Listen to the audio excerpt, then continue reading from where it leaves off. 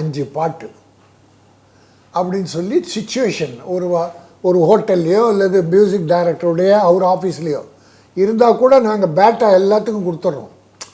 Driver பேட்டாலேருந்து அங்கே குடிக்கிற தண்ணி முதல் கொண்டு பணம் கொடுத்துட்றோம்.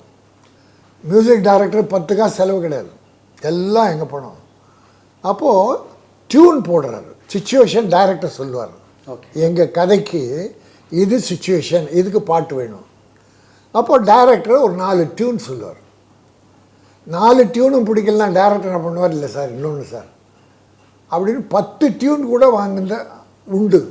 வாங்குகிற வழக்கம் மியூசிக் டைரக்டர் போட்டு தான் ஆகணும். ஏன்னா டைரக்டர் திருப்தி ஆகணும், அவர் கதைக்கு என்ன வேணுமோ அது வேணும். டியூன் ஓகே ஆயிடுச்சு.